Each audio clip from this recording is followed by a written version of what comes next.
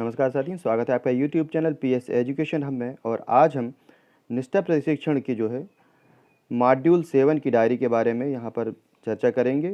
किस प्रकार मॉड्यूल 7 की डायरी बनाएंगे और संक्षेप में जानेंगे कि जो मॉड्यूल 7 है वो स्कूल आधारित मूल्यांकन में किस प्रकार की जानकारियाँ दी गई हैं। हालांकि जो मॉड्यूल होता है वहाँ पर उसको पढ़ना और समझना थोड़ा सा कठिन हो जाता है, लेकिन इस डायरी के माध्यम से हम संक्षेप रूप में मॉड्यूल को आसानी से समझ सकते हैं और जान सकते हैं कि इस मॉड्यूल में क्या है। और साथ ही जानेंगे कि स्कूल आधारित मूल्यांकन क्या होता है, जिसे हम स्कूल बेस्ड असेसमेंट भी कहते हैं। तो सबसे पहले तो हमें मूल्यांकन और आकलन को भी समझना ज़रूरी है कि मूल्यांकन क्या होता है और आकलन क्या होता है। सबसे पहले हम आकलन और मूल्यांकन को समझेंगे कि आकलन और मूल्यांकन है क्या। तो आकलन जो है वो एक निदानात्मक प्रक्रिया है, जबकि मूल्यांकन एक निर्णयात्मक प्रक्रिया होती है। आकलन जो होता है वो सतत प्रक्रिया चलती रहती है, जबकि जो मूल्यांकन होता है वो अंत की प्रक्रिया होती है। आकलन में शिक्षक एवं शिक्षार्थी दोनों ही प्रभावी भूमिका में होते हैं, जबकि जो मूल्यांकन होता है उसमें जो मूल्यांकन करता होता है वही प्रभावी रूप में होता है। कहने का तात्पर्य यह है कि जो आकलन की प्रक्रिया है, आकलन की प्रक्रिया जो होती है वो सतत चलने वाली होती है। आकलन हमेशा बच्चों का जो एक शिक्षक होता है वो करता रहता है। और आकलन का मतलब ये होता है कि हम निरपेक्ष रूप से कहीं स्थिर हो जाएं, खड़े हो जाएं और हम देखें बच्चों की गतिविधियों को और हम विचार करें कि जो बच्चा कर रहा है वो सही कर रहा है या गलत कर रहा है। ये आकलन होता है। आकलन हर उसके जो भाग होता है बच्चे की पढ़ाई से संबंधित और उसके खेल-कूद से, उसकी अन्य गतिविधियों से संबंधित जितने भी हिस्से होते हैं, शिक्षक उनका आकलन करते रहता है। और मूल्यांकन का मतलब होता है एक प्रकार की परीक्षा लेना, कि अब हम उसकी परीक्षा लेते हैं। तो यहाँ पर हमें समझना है स्कूल बेस्ड जो आकलन है वह क्या है, इसके उद्देश्य क्या है, इसके उद्देश्य क्या है हम यहाँ जानेंगे। तो जो स्कूल बेस्ड असेसमेंट है उसके उद्देश्य यह है कि यह मॉड्यूल हमारी मदद करेगा विद्यालय आधारित आकलन की उत्पत्ति एवं महत्व को समझने में। दूसरा है कि आकलन के लिए विद्यार्थी केंद्रित दृष्टिकोणों से परिचित होने में। आकलन और शिक्षण अधिगम प्रक्रिया के एकीकरण की सुविधा पाने में। आकलन के उद्देश्य से प्रासंगिक विषयों के जो क्षेत्र हैं उसके संदर्भ आधारित उदाहरण भी विकसित करने में। तो यह जो वीडियो है यह हमारे जो उमरिया के शिक्षक हैं श्री त्रिपाठी जी, उनके द्वारा भेजे गए हुए मॉड्यूल से हम बना रहे हैं। और इस चैनल को अभी तक आपने सब्सक्राइब नहीं किया है तो चैनल को सब्सक्राइब कर लें, जिससे शिक्षा और शिक्षा जगत से संबंधित सभी जानकारियाँ आपको यहाँ पर उपलब्ध हो सकती हैं। यदि अभी तक आपने टेलीग्राम ग्रुप को ज्वाइन नहीं किया है तो आप टेलीग्राम ऐप को इंस्टॉल कर लें और उसमें पीएस एजुकेशन हब लिख करके सर्च करें और वहाँ से आप ग्रुप को ज्वाइन हो सकते हैं, जहाँ पर आपको इस समग्र पीडीएफ की उपलब्ध हो जाएंगे। समस्त जितने भी मॉड्यूल हैं उसके पीडीएफ आपको उपलब्ध हो जाएंगे। साथ में ये सुझावात्मक एक डायरी है, किस प्रकार आपको डायरी बनाना है, ऐसे आप डायरी बना सकते हैं। इसके बाद हम चलेंगे सामग्री की रूपरेखा।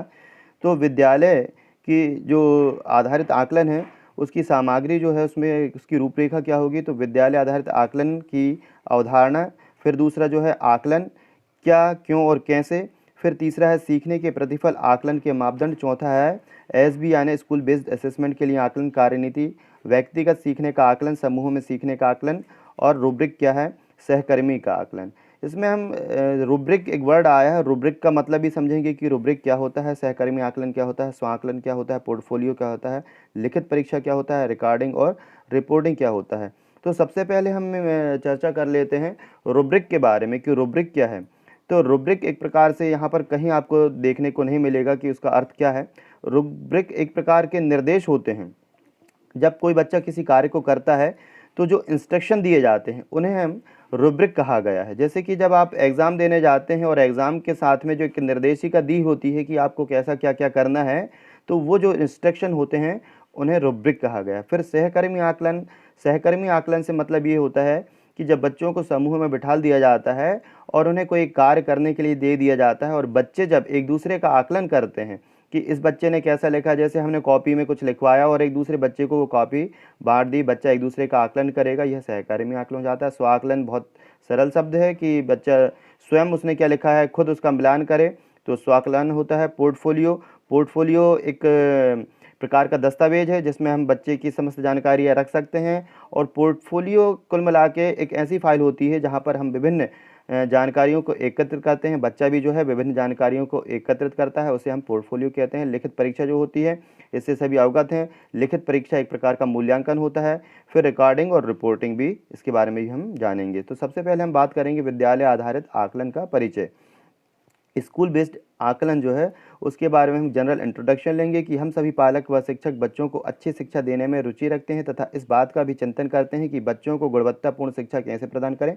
बच्चों की तिमाही, अर्धवार्षिक और वार्षिक परीक्षाओं से हम उनका आकलन करते हैं तथा सतत व्यापक मूल्यांकन से बच्चों के जो है समग्र व निरंतर प्रतिक्रिया प्रदान करने के लिए मौका भी दिया जाता है। बच्चों के विभिन्न आकलन से बच्चों की क्षमताओं में उनकी ज़रूरतों का पता चलता है, जिससे हम अपने शैक्षणिक जो सत्र होता है उसमें ध्यान देकर के सुधार कर सकते हैं। विद्यालय आधारित जो आकलन है बच्चों के सीखने के प्रतिफल से जोड़ा जाता है ताकि बच्चों को गुणात्मक प्रतिक्रिया प्रदान की जा सके। जब हम बच्चों का आकलन कर लेंगे तो हम आकलन करने के बाद देख सकते हैं कि कहाँ किस चीज़ की कमी है, तो हम उसमें अपनी गुणात्मक प्रतिक्रिया दे सकते हैं। इससे उनकी पढ़ाई में सुधार करने में हेल्प मिलती है। विद्यालय आधारित आकलन तभी प्रभावी हो पाएगा जब सभी पालक, समुदाय, शिक्षक एक साथ आगे आकर के और छात्रों का सहयोग करें। तो यहाँ पर केवल शिक्षक की नैतिक जिम्मेदारी नहीं है, बल्कि जो समुदाय है और सबसे ज़्यादा तो जो पालक है उनको जागरूक होना पड़ेगा। गतिविधि देखेंगे, गतिविधि में जो स्वयं करें कि एक तालिका दी गई है, इसमें आकलन संबंधी कार्य है। इसमें आपको एक प्रशिक्षक केआरपी के रूप में भूमिका निभाते हुए शिक्षकों को समझना है ताकि आकलन पर एक स्वस्थ या सकारात्मक चर्चा हो सके। ये मॉड्यूल में है, आप चाहें तो यहाँ से भी बना सकते हैं, पीडीएफ भी आप ले सकते हैं या आप अपने स्वयं के मन के आधारित उसको बना सकते हैं। आकलन के कार्य क्या हैं, प्रकृति क्या है और उसके कारण क्या है। तो शिक्षकों ने होमवर्क चेक किया मगर निशान नहीं लगाए। अब शिक्षक जो होता है बच्चों को गृह कार्य दे देता है, तो बच्चों का गृह कार्य तो चेक कर लिया है मगर उसने जो बच्चे ने गलती की थी ना ही वहाँ पर गोले लगाए और बच्चों को बताया। ये इसकी प्रकृति क्या है, ये अनौपचारिक है। अब इसमें कारण क्या है, शिक्षक केवल यह देख रहा है कि रोज़ होमवर्क करता है नहीं। अब शिक्षक ने डायरी देखा, बच्चे के होमवर्क की कॉपी देखा और उसमें केवल यह देख लिया कि बच्चे ने होमवर्क करके लाया है कि नहीं लाया, लेकिन उसमें सुधार कार्य कुछ भी नहीं किए। क्या गलती की थी क्या नहीं, ये बच्चे को नहीं बताया। फिर दूसरा आकलन का कार्य क्या होता है, कक्षा में परीक्षा की सूचना देना कि वह कब होगी। फिर हमने बता दिया बच्चे को कि अमुक तारीख को आपकी त्रैमासिक होगी, अर्धवार्षिक होगी। इस प्रकार हमने बच्चे को जानकारी दी, यह भी अनौपचारिक है। शिक्षक केवल सूचना दे रहा है जबकि आकलन बिना सूचना दिए करना चाहिए। ये मूल्यांकन और आकलन की बहुत बड़ी विशेषता है। मूल्यांकन जब होता है जब औपचारिक रूप से बच्चे को जानकारी दे दी जाती है कि अमुक तारीख से आपकी जो वो परीक्षा होगी, अर्धवार्षिक होगी, वार्षिक होगी। लेकिन आकलन एक कैसा कार्य है कि शिक्षक केवल सूचना दे रहा है जबकि आकलन बिना सूचना दिए करना होता है। आकलन जो है वो हमेशा निरंतर चलने वाली प्रक्रिया होती है। बच्चा कक्षा में बैठ के यदि खेल भी रहा है तब भी एक शिक्षक आकलन कर सकता है कि बच्चा जो है वो क्या सोच रहा है, क्या कर रहा है, वो उसका आकलन होता है। वर्ष के अंत में पोर्टफोलियो का प्रस्तुतिकरण, ये भी ये औपचारिक है। पोर्टफोलियो की प्रस्तुतिकरण वर्ष में करना ही चाहिए, जरूरी भी होता है। फिर कक्षा में व्यक्तिगत या समूह के रूप में अभ्यास किया गया और शिक्षार्थी द्वारा स्वयं जांचा गया, ये भी औपचारिक है। तो औपचारिक का मतलब जो होता है कि जिसका कार्य आप लेखन रूप में कर रहे हैं और वो दिख रहा है, तो ये औपचारिक इसको हम कह सकते हैं। फिर इसमें क्या है, कारण क्या है, स्व एवं सहकारी में आकलन करने से उनकी प्रगति की समझ बनेगी और बढ़ेगी। फिर पाठ के दौरान शिक्षक द्वारा पूछे गए प्रश्न, ये औपचारिक हैं। फिर शिक्षण अधिगम के आकलन में सहायक हैं। फिर अगला जो है, कक्षा को दी गई परियोजना जिसमें निर्देश है कि क्या करना है, अंक कैसे दिए जाएंगे तथा जमा कब करना है, ये भी औपचारिक है। जो चीज़ें आप लिखित रूप में बता सकते हैं या जिनका कोई रिकॉर्ड संधारित होता है वो सारी औपचारिक होती हैं। फिर इसका जो कारण है कि परियोजना में विषय का चुनाव बच्चे स्वयं करें और बेहतर रहेगा, अंकों के लिए ध्यान देंगे बच्चे। जो अंकों के लिए कुछ होता है तब बच्चे उस पर विशेष रूप से ध्यान देते हैं। इसके बाद हम चलेंगे विद्यालय आधारित आकलन, स्कूल बेस्ड असेसमेंट की ओर। विद्यालय आधारित आकलन जो है इसकी कुछ परिभाषा निम्न है कि आकलन जो शिक्षण अधिगम की प्रक्रिया के दौरान समग्र रूप से सीखने के प्रतिफलों के संदर्भ में दी गई दक्षताओं को पाने की सुविधा देता है। विद्यालयों में शिक्षकों द्वारा बच्चों का आकलन शिक्षण व अधिगम की प्रक्रिया में किया गया आकलन अधिगम हेतु आकलन कहलाता है। फिर विद्यालय आधारित आकलन की विशेषताएं।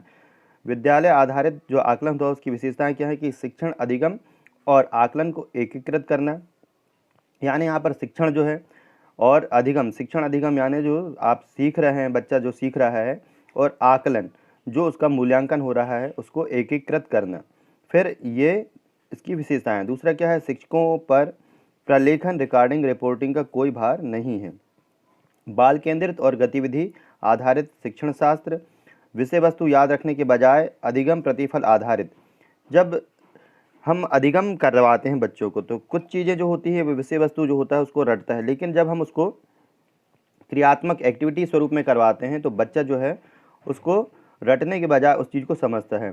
फिर उसमें क्या होता है, योग्यता विकास पर ध्यान देना, भय रहित, तनाव मुक्त और बढ़ी हुई सहभागिता पर आधारित। बच्चों में आत्मविश्वास बढ़ाना, स्व आकलन और शिक्षार्थियों द्वारा आकलन के अलावा शिक्षक द्वारा आकलन के माध्यम से व्यापक बनाना।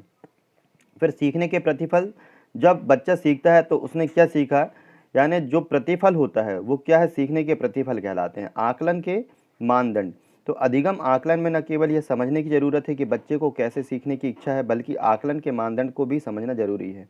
तो आकलन के मानदंड से हमें यह समझ में जाता है कि बच्चा किस प्रकार सीखेगा, कौन से बच्चे में क्या कमी है और उसे हम कैसे ठीक कर सकते हैं, उसने प्रतिफलों की प्राप्ति की कि नहीं की, ये हम समझते हैं। इसमें क्या है कि कई शिक्षक पाठ्यपुस्तक को ही पूर्ण पाठ्यक्रम मानते हैं और उसके पाठ के अंत में दिए गए प्रश्नों से आकलन करते हैं, जो कि एक बहुत ही गलत चीज़ होती है। तो वहीं पर परीक्षा और उपलब्धि सर्वेक्षण बिना किसी स्वरूप के, स्पष्ट स्वरूप के जो है बहुविकल्पीय प्रश्नों का उपयोग करते हैं। हमें दक्षताओं के बारे में तर्कपूर्ण आकलन करना चाहिए तथा यह भी जाने कि उस विषय वस्तु जो पाठ्यक्रम में पीछे क्या सीख दी जा रही है वो भी बच्चा जो है वो सीख जाए। इस प्रकार जो है यहाँ पर हम देखते हैं सीखने के प्रतिफल हमने जो है वो ठीक से प्राप्त किए या नहीं किए। फिर आ जाते हैं हम विद्यालय आधारित आकलन की अवधारणा। अब उसकी अवधारणा क्या है, उसका अवधारणा का स्वरूप क्या है, तो स्कूल बेस्ड असेसमेंट जो है आकलन की वह प्रक्रिया जैसे विद्यालय स्तर पर छात्रों के बेहतर तरीके से सीखने के लिए आयोजित किया जाता है।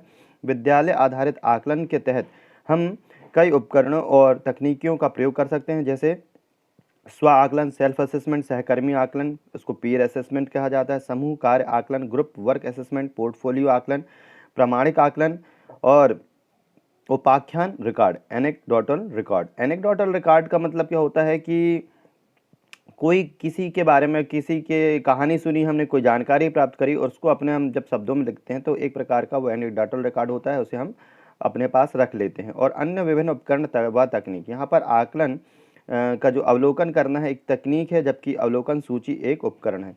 अब उपकरण क्यों अवलोकन सूची, अवलोकन सूची में ढेर सारी जानकारियों को हमने लिख लिया है क्रमबद्ध तरीके से, तो वो उपकरण का काम करता है। और जबकि अवलोकन जो हम कर रहे हैं वो तो एक तकनीक है, लेकिन जब हम उसकी सूची बना लेते हैं तो किन किन तकनीकियों का हमने उपयोग किया है, ये एक प्रकार का उपकरण हो जाता है। विद्यालय स्तर पर सतत एवं व्यापक मूल्यांकन, जिसे CCEB कहते हैं, जो कि विद्यालय पर संचालित होता है, जैसे आंकड़े उच्च अधिकारियों को दिया जाता है, वही विद्यालय आधारित आकलन के तहत छात्रों के सीखने के कौशल प्रदर्शन पर जोर दिया जाता है।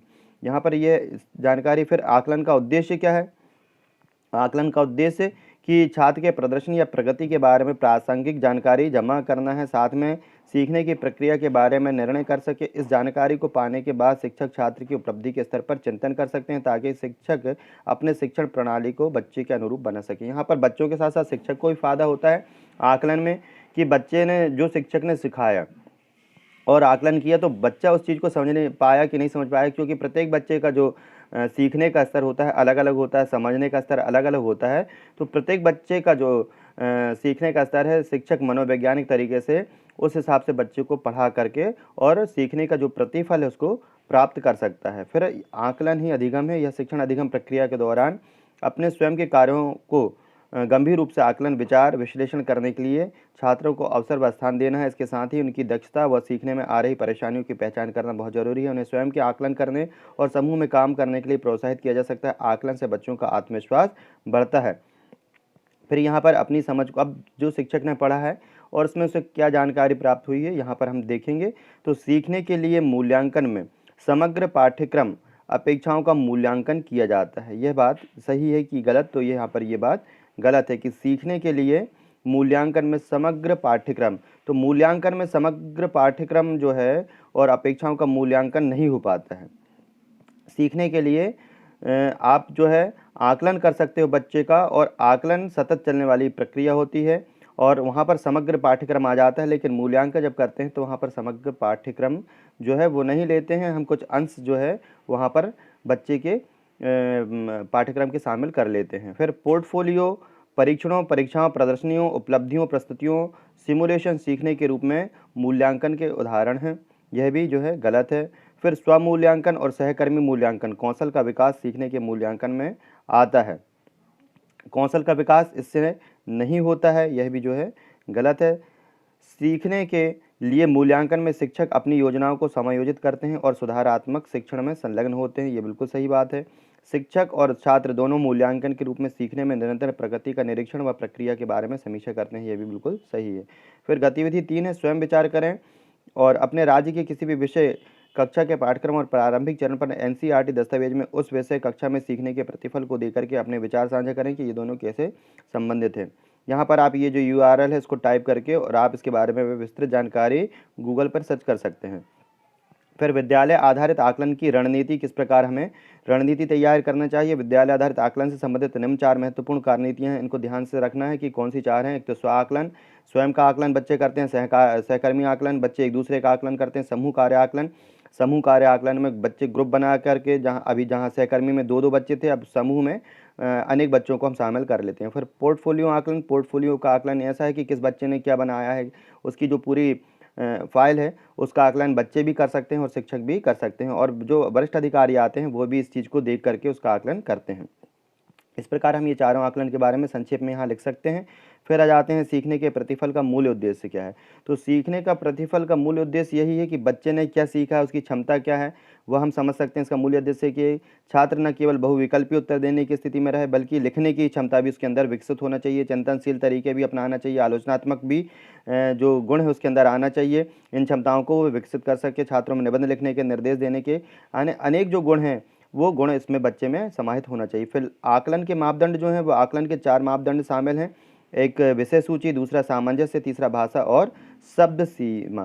तो आकलन के ये मापदंड हैं, इनको चारों को भी विस्तृत रूप में लिख सकते हैं। आकलन के इन क्षेत्रों का महत्व स्कोर अंक ने निम्नानुसार हो सकता है, जैसे विषय सूची के लिए 4 अंक दे दिए, सामंजस्य के लिए 3 अंक दे दिए, भाषा के लिए 2 अंक, शब्द सीमा के लिए 1 अंक। इस प्रकार हमने 10 अंक का एक जो है वो पेपर तैयार कर लिया और बच्चे को हमने इस आधार पर उसके जो है हमने मापदंड चेक कर लिए कि हमने जो आकलन किया है बच्चों का वो 10 अंकों में से कितने आकलन में प्राप्त कर सकता है। फिर रूब्रिक्स एक मूल्यांकन उपकरण होता है जिसका निर्माण छात्रों का किसी भी क्षेत्र में प्रदर्शन का आकलन करने हेतु किया जाता है। ये 2 प्रकार के होते हैं, समग्र रूब्रिक्स और विश्लेषणात्मक। इसके अंतर्गत बच्चों के कुछ कार्य सौंपा जाता है तथा बताया जाता है कि आपका आकलन किस आधार पर होगा, किस भाग में कितने अंक मिलेंगे।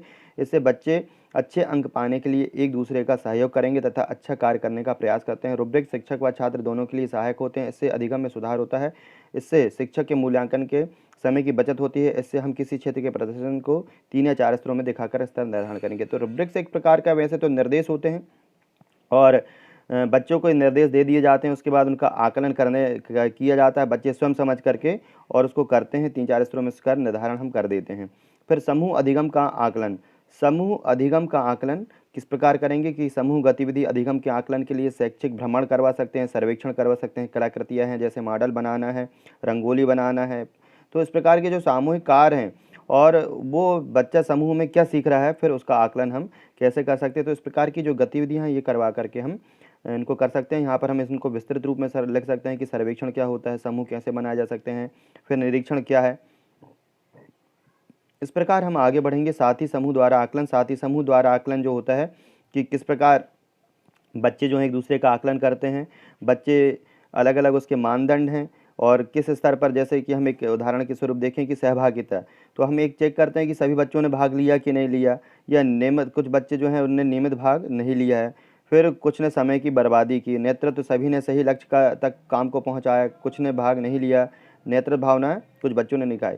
तो इस प्रकार हम उनका आकलन कर सकते हैं कि किस बच्चे में किन गुणों की कमी है। फिर रूब्रिक क्या है, या एक विशिष्ट कार्य पर छात्रों का आकलन करने के लिए मापदंडों का व्यापक समूह है। कुल मिलाकर निर्देशों का एक ये समूह होता है। यह कार्य के प्रदर्शन व आकलन के मानदंडों को रेखांकित करता है।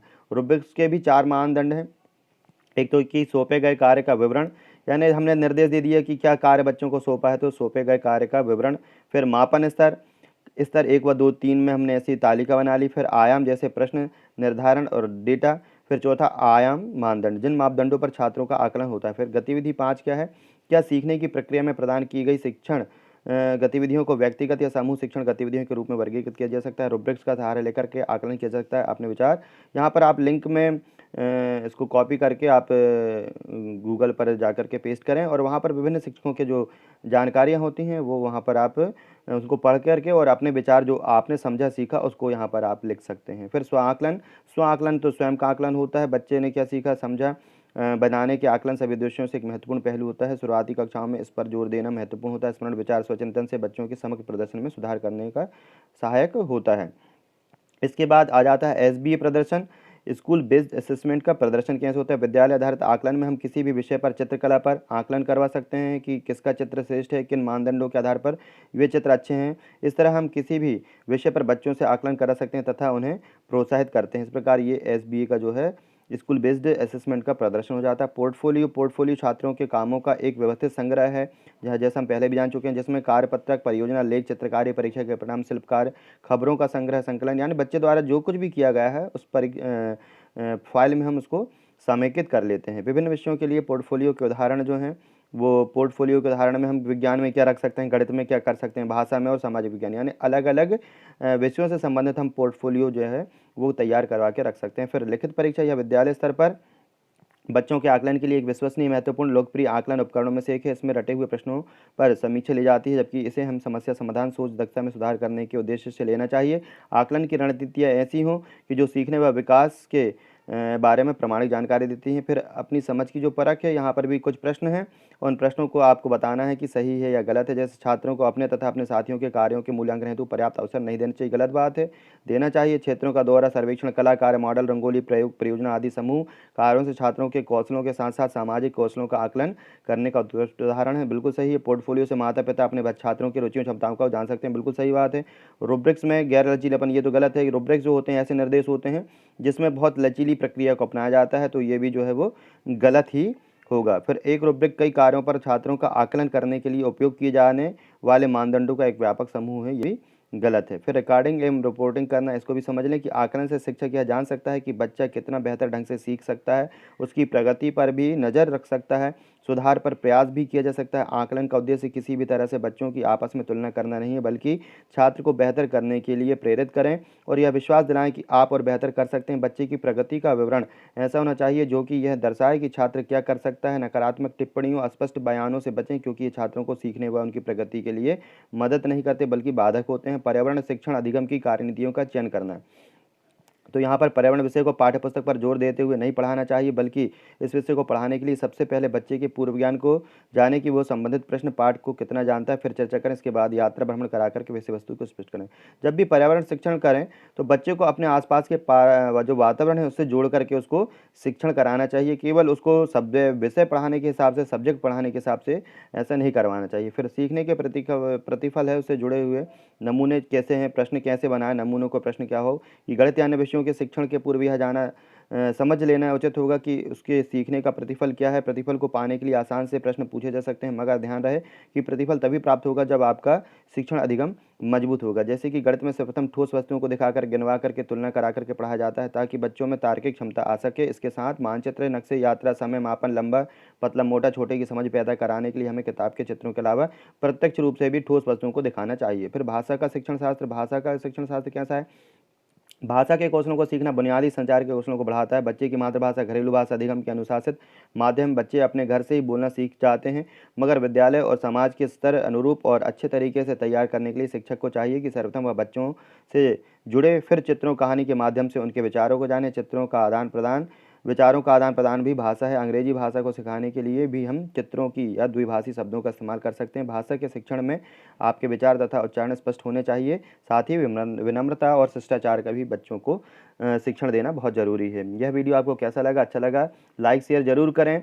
चैनल को सब्सक्राइब नहीं किया तो चैनल को सब्सक्राइब करें। जल्द ही आपके लिए मॉड्यूल 8 की जो शिक्षक डायरी होगी और संक्षेप में मॉड्यूल को किस प्रकार हम समझ सकते हैं यह बताया जाएगा, तो चैनल को सब्सक्राइब जरूर करें। धन्यवाद।